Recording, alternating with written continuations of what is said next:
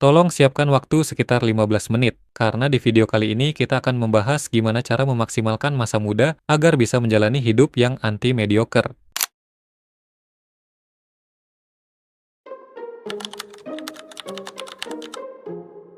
Bentar, ini bukan berarti networking itu buruk. Networking itu jelas penting banget, tapi ada waktunya. Kalau kita masih berada di awal karir atau belum punya nilai yang bisa ditawarkan, networking itu cuma buang-buang waktu, karena itu lebih mirip kayak kita ngemis koneksi daripada membangun hubungan yang berarti. Kadang kita ngerasa bangga banget punya banyak kenalan, sampai-sampai punya ratusan hingga ribuan kontak WhatsApp atau followers di Instagram. Tapi kita kadang nggak sadar kalau banyak di antara mereka itu nggak punya value yang kita butuhkan. Jadinya kita hanya dibuat sibuk untuk memelihara hubungan yang nggak memberikan dampak signifikan. Ketika kita masih berada di awal karir, seharusnya kita fokus untuk membangun portofolio atau rekam jejak yang baik, yang dimana seharusnya kita mengeluarkan seluruh energi untuk membangun karya atau keahlian. Jadi, kalau ada pilihan antara ikut seminar networking atau nyelesain proyek penting, pilih selesain proyek. Kalau ada pilihan antara nongkrong sambil ngopi atau kesempatan belajar skill baru, pilih belajar skill baru. Kenapa? Karena kalau proyekmu berhasil atau kamu jadi ahli di suatu bidang, orang-orang akan datang dengan sendirinya. Dan ketika kamu butuh sesuatu, orang yang kamu telepon akan dengan senang hati mengangkatnya. Karena mereka tahu bahwa kamu punya value yang bisa ditawarkan. Coba bandingin ketika kamu nggak punya apa-apa, terus mau minta sesuatu ke orang lain. Pasti rasanya susah banget.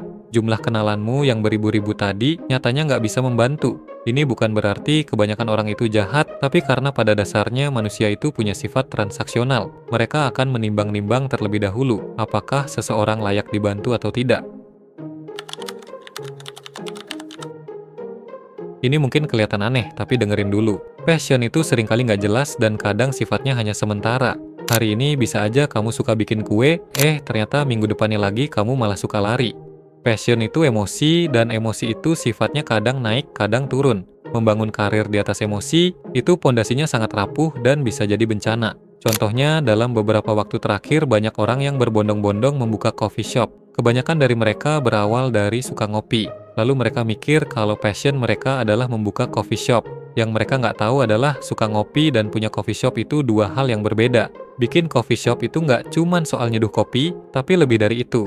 Ini soal manajemen stok, bayar gaji karyawan, ngurus perizinan, marketing, ngadepin pelanggan, sampai bersih-bersih dan perawatan. Bagian menyeduh kopi mungkin cuma 5% dari pekerjaan.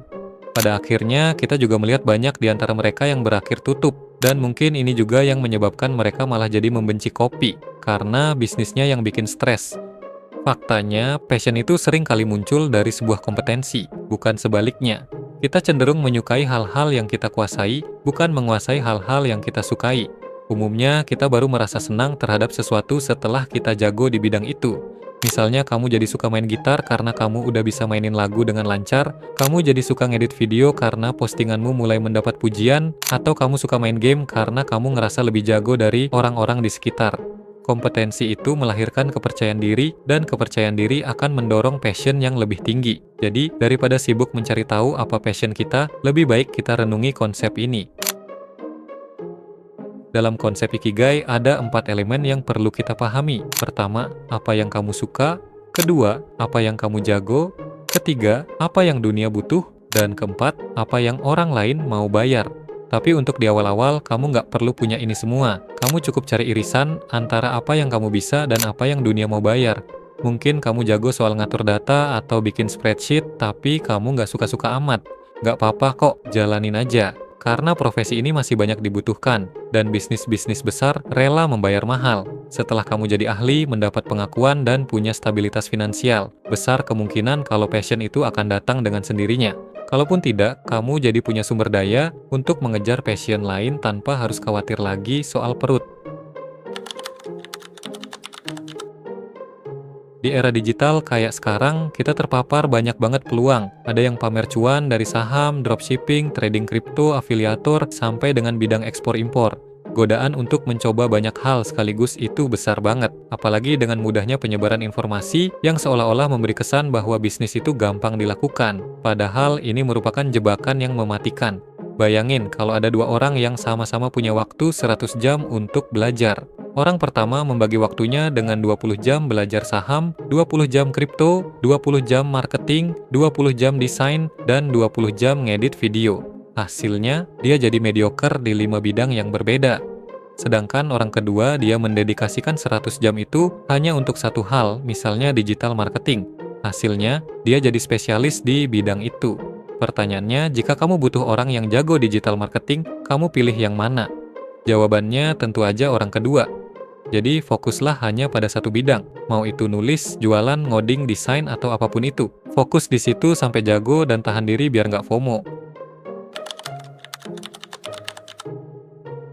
Kita semua tahu utang finansial, tapi ternyata ada jenis utang lain yang jauh lebih berbahaya, yaitu utang kebodohan. Ini adalah kesenjangan antara pengetahuan yang kita miliki sekarang dengan pengetahuan yang kita butuhkan untuk mencapai tujuan. Sama kayak utang finansial, utang kebodohan juga memiliki bunga, yaitu peluang yang hilang akibat kita nggak punya pengetahuan atau keterampilan yang diperlukan ketika momentum datang. Misalnya, ketika kita tahu bahwa momentum dari perubahan teknologi akan semakin cepat, tapi kita nggak punya keterampilan yang relevan untuk menyesuaikan diri. Kita sadar bahwa di masa depan banyak pekerjaan yang akan digantikan robot. Namun, jika kita nggak menyesuaikan diri, peluang kita untuk naik jabatan bisa hilang. Atau lebih parahnya lagi, kita akan digantikan. Semua orang punya utang ini. Namun, sebagian besar orang baru menyadarinya ketika umur mereka sudah tak muda lagi. Nah, mumpung kita masih muda, kita bisa mencicilnya mulai dari sekarang, yaitu dengan cara berani mencoba, berani gagal, dan terus belajar. Mungkin di awal kamu perlu mengorbankan uang, waktu untuk belajar, dan mungkin harga diri yang jatuh untuk mendapatkan pengetahuan. Tapi pada akhirnya ini akan worth it. Karena orang-orang yang sukses biasanya adalah mereka yang paling rajin dan paling cepat membayar utang kebodohan ini. Mereka nggak takut kelihatan bodoh hanya karena bertanya, dan mereka juga nggak takut gagal untuk mencoba. Dan yang paling penting, mereka sadar bahwa biaya dari tidak tahu akan sesuatu itu jauh lebih mahal daripada hanya sekedar malu. Kalau mau cari duit, jangan lelet. Karena dalam dunia karir atau bisnis, keterlambatan itu sumber masalah. Banyak orang terjebak ke dalam yang namanya analisis paralisis atau suatu keadaan di mana seseorang terlalu banyak menganalisis sampai akhirnya nggak melakukan apa-apa. Mereka selalu menunggu momen yang pas, data yang lengkap, dan rencana yang sempurna. Padahal kecil kemungkinannya bagi mereka punya 100% informasi yang dibutuhkan. Momen terbaik untuk bertindak adalah sekarang. Jauh lebih baik kita membuat keputusan yang cepat, yang salah, lalu segera kita perbaiki. Daripada berdebat panjang lebar soal keputusan itu sendiri, apalagi sampai menghabiskan waktu berbulan-bulan hanya untuk membuat keputusan yang sempurna.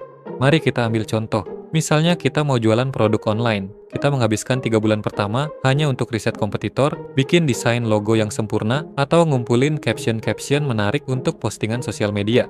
Sementara itu di sisi lain ada orang yang juga baru memulai. Namun di hari pertama ia langsung foto produk seadanya, pasang harga yang kira-kira, lalu langsung mulai berjualan. Dalam 3 bulan, orang yang langsung memulai ini mungkin udah tahu produk jenis apa yang laku di pasar, berapa harga yang sesuai, dan jenis pelanggan seperti apa yang tertarik. Dia jadi mendapatkan data real dari pasar. Sementara kita masih berada di titik nol, dengan terus memelihara setumpuk rencana yang indah, namun hanya di kepala. Dalam kasus ini, kita nggak cuma kehilangan 3 bulan dari potensi penjualan, tapi juga 3 bulan pelajaran yang bisa kita dapatkan. Beban terberat dalam hidup terkadang bukan dari keputusan yang salah, tapi keputusan yang tidak pernah diambil. Jadi, biasakan diri untuk mengambil keputusan dengan cepat. Kalau salah, ya tinggal diperbaiki. Anggap itu biaya belajar. Jadi, bergeraklah karena momentum adalah segalanya. Ini adalah konsep yang paling penting, terutama buat kamu yang masih muda. Taruhan asimetris ini artinya potensi keuntungan yang didapat jauh lebih besar daripada potensi kerugian. Ibaratnya kalau kamu berhasil, hidupmu bakal berubah total. Jika gagal, kamu cuma kehilangan sedikit waktu, tenaga, atau uang. Kalau kamu berumur di bawah 30 tahun dan masih belum berkeluarga, kamu nggak punya alasan untuk nggak all in ke tujuan kamu. Kenapa? Karena potensi keuntungan dari risikonya jauh lebih besar daripada potensi kerugiannya. Ini adalah waktu terbaik untuk bereksperimen dengan berbagai ide bisnis, pindah tempat tinggal, ganti profesi, atau mempelajari keterampilan baru.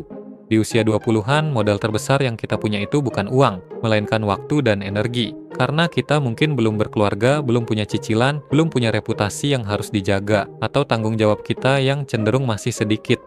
Satu hal yang perlu kamu ingat, ketika kamu gagal, kamu nggak akan balik dari nol. Karena setiap kali gagal, kamu bisa mulai lagi tapi dengan tambahan bekal pengalaman. Ibaratnya kayak main game petualangan. Di awal-awal, level kita masih rendah. Kita harus melawan monster-monster kecil dulu biar naik level. Memang kadang kita bisa mati, tapi kita tetap bisa respawn atau hidup kembali. Walaupun mundurnya agak jauh, tapi itu nggak ngebuat kita jadi lupa ingatan. Justru kita malah jadi tahu ternyata monster yang tadi kita hadapi itu nyerangnya dari kiri. Sehingga ketika kita ketemu lagi, kita sudah punya informasi untuk menghadapinya. Setiap kegagalan yang terjadi dalam hidup itu kayak respawn. Karena kita nggak akan mulai dari nol lagi, tapi kita mulai dari pengalaman. Jadi, selagi masih muda, ambillah risiko itu. Mulai lakukan apapun yang kamu mau, karena risiko terburuknya kamu jadi belajar. Dan skenario terbaiknya, ini adalah gerbang menuju kesuksesan. Steven Schwarzman pernah berkata, tujuan besar dan tujuan kecil itu biasanya sama-sama susah. Tingkat kesulitan untuk mencapai tujuan besar dan tujuan kecil itu seringkali sama, tetapi imbalannya jauh berbeda. Contohnya, kita melihat ada kuli yang kerja dari pagi sampai malam untuk menerima bayaran sekitar 150.000. Tapi di sisi lain, ada orang yang kerjanya cuma di kantor, bahkan dengan jam kerja yang lebih sedikit, namun punya penghasilan yang berkali-kali lipat. Kira-kira apa yang membedakan mereka? Perbedaan mereka terletak dari masalah yang mereka selesaikan. Seorang kuli hanya menyelesaikan masalah satu orang, atau mentok-mentok menyelesaikan satu masalah keluarga. Namun orang satunya lagi, dia menyelesaikan pekerjaan bisnis dengan skala yang lebih besar. Keduanya sama-sama capek, tapi penghasilannya jauh berbeda. Jadi, kalau sama-sama susah, kenapa kita nggak sekalian main di liga utama? Anehnya, mengejar tujuan yang lebih besar seringkali lebih gampang daripada mengejar tujuan kecil, karena persaingan di level atas jauh lebih sedikit. Karena kebanyakan orang sudah menutup mimpi mereka sendiri, bahkan sebelum mereka mulai. Setiap orang punya cerita sedih, baik itu cerita sulit, cerita duka, atau cerita ketidakadilan. Mungkin kamu lahir dari keluarga yang kurang beruntung, mungkin kamu pernah dibully, atau mungkin kamu pernah mengalami hal yang memalukan. Rasa sakit itu memang nyata dan sangat-sangat valid. Namun sayangnya, kebanyakan orang nggak peduli dengan apa yang kamu lewati. Apalagi di dunia profesional, di mana orang-orangnya cuma peduli apa yang bisa kamu lakukan saat ini. Ketika kamu kena musibah, orang lain mungkin akan bersimpati dengan ceritamu selama 5 menit aja. Tapi setelah itu mereka akan kembali ke kehidupan masing-masing. Ini bukan berarti mereka jahat, melainkan karena setiap orang juga punya kehidupan yang harus mereka jalani. Jadi, satu-satunya orang yang terus memutar cerita sedih, itu hanyalah kamu sendiri. Yang bisa kita pelajari dari poin ini adalah jangan menggantungkan hidup dengan masa lalu yang buruk. Di kasus ini, kita bahkan bisa belajar banyak dari tokoh superhero, di mana latar belakang yang mereka hadapi itu rata-ratanya selalu tragis. Namun, justru tragedi itulah yang memberi mereka kekuatan dan tujuan hidup yang lebih berarti. Jadi, jangan menjadi korban dari masa lalu, tapi jadilah pahlawan yang memanfaatkan cerita itu. Dan jika diibaratkan sebuah film, apapun yang terjadi di belakang, itu cuma prolog. Cerita utamanya dimulai dari hari ini, saat dimana kamu memutuskan untuk mengambil pena dan menulis cerita hidupmu sendiri. Orang yang terobsesi dengan work-life balance biasanya adalah orang yang mediocre. Di tempat kerja, mereka tampil biasa aja, dan di kehidupan personal, mereka juga bukan orang penting. Orang yang benar-benar hebat nggak memisahkan keduanya, karena work dan life itu sama-sama bagian dari hidup. Kalau kamu menginginkan hasil yang di atas rata-rata, upaya yang kamu lakukan juga harus di atas rata-rata. Ini berarti kamu harus bersedia mendedikasikan waktu dan energi pada tingkat yang mungkin nggak dipahami orang. Namun, kalau orang bilang kamu aneh karena menjalani hidup yang berbeda, itu justru pertanda baik, karena artinya kamu mau melakukan sesuatu yang mereka nggak rela untuk lakukan. Kamu rela melakukan sesuatu yang kamu inginkan, di saat orang-orang hanya bisa memimpikannya. Inilah yang disebut sebagai obsesi. Obsesi di sini bukan dalam artian negatif. Obsesi adalah kondisi di mana suatu tujuan memenuhi sebagian besar ruang pikiranmu. Kamu terus memikirkannya, bahkan sampai ke bawah mimpi. Keberhasilan itu dibangun dari tindakan-tindakan kecil yang konsisten dan seringkali membosankan. Atlet yang hebat itu karena mereka latihan berulang kali selama ribuan jam yang membosankan. Penulis yang hebat adalah mereka yang telah melewati ribuan jam duduk sendirian dengan lembaran kertas kosong yang membosankan.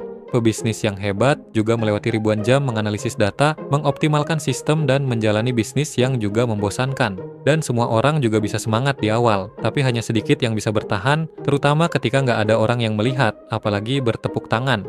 Biar lebih kebayang, mari kita ilustrasikan lari maraton. Ketika lari maraton, kebanyakan penonton hanya berada di garis start dan garis finish. Sehingga hal-hal berat biasanya terjadi di kilometer pertengahan, di mana tidak banyak orang yang melihat, tidak banyak yang mendukung, dan tidak banyak orang yang menyemangati. Dan disinilah banyak orang yang berhenti lalu gagal. Namun bagi mereka yang konsisten melewati kilometer-kilometer yang membosankan itu, mereka akan mendapatkan kemenangan dengan sambutan dari banyak penggemar. Jadi, yang bisa kita pelajari dari sini adalah, belajarlah untuk mencintai proses yang monoton. Konsistensi itu memang nggak kelihatan keren karena hasilnya baru kelihatan di akhir. Dan ya, itulah video kita kali ini. Secara pribadi, aku menyarankan teman-teman untuk menonton video ini berulang kali. Karena informasi yang disampaikan sudah dibuat sepadat dan sesingkat mungkin. Jadi tidak akan cukup kalau hanya dikonsumsi sekali, karena sudah pasti akan lupa, dan ilmunya juga tidak akan terserap sempurna.